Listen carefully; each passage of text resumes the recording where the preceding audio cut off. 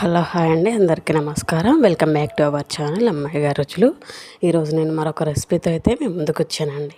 బాటిల్గా tomato curry ఎలా చేస్తారనేది వీడియోలో చూపించబోతున్నాను.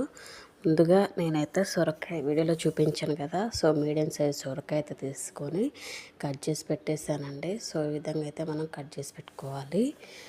చిన్న చిన్న పీసెస్ కట్ చేసి పెట్టుకొని పోపు అయితే వేసుకోవాలి. పోపు అయిన తర్వాత నెక్స్ట్ సొరకాయ ముక్కలు అయితే అందులో వేసేసుకోవాలి.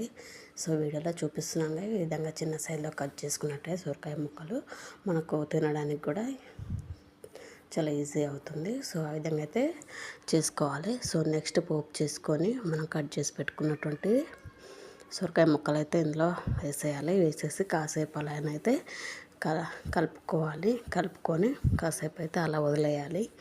సో నెక్స్ట్ వీడియోలో చూస్తున్నారు కదా, సాల్ట్ అయితే యాడ్ చేసుకోవాలి, పసుపు కూడా యాడ్ చేసుకోవాలి.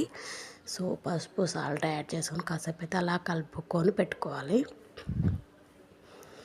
నెక్స్ట్ నేనైతే 3 టమాటాలు తీసుకున్నానండి. సో టమాటాలు కూడా వేసేయాలి. వేసిన తర్వాత కాసేపు అలా కలుపుకోవాలి.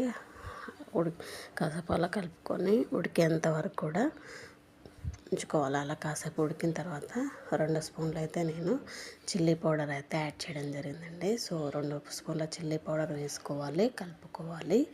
సో మనకి 50% కుక్ అయిపోయిన తర్వాత అల్లం పేస్టు అండ్ ధనియా పౌడర్ అండ్ ఇంగువ వేసుకోవాలి. సో నేనైతే మిరియాల పొడి కూడా వేసేసాను. సో ఇంగువ కూడా వేసుకోవాలి. వేసుకొని కాసేపు అలా కలుపుకోవాలి.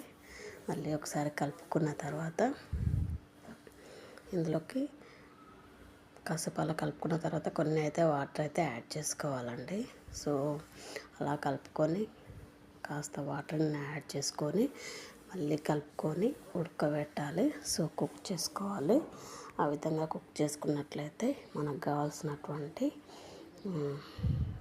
సొరకాయ కర్రీ అనేది టేస్ట్ వస్తుంది.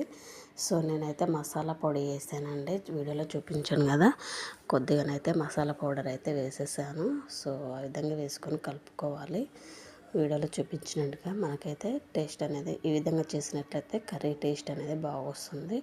సో టమాటా సొరకాయ తీయగా ఉంటుంది కదా అని కొంతమంది అనుకోవచ్చు, బట్ తీయగా ఏముండదండి.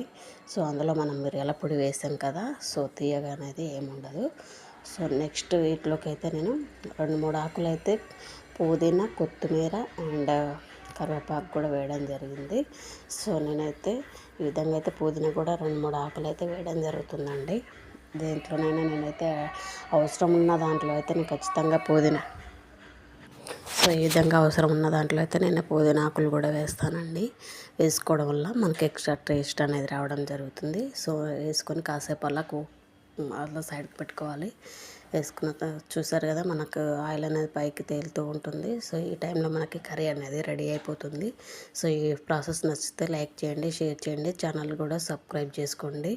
మరిన్ని వీడియోస్ అయితే మీ ముందుకు రావడం జరుగుతుంది. మంచి మంచి రెసిపీస్ అయితే వస్తూ ఉంటాయి.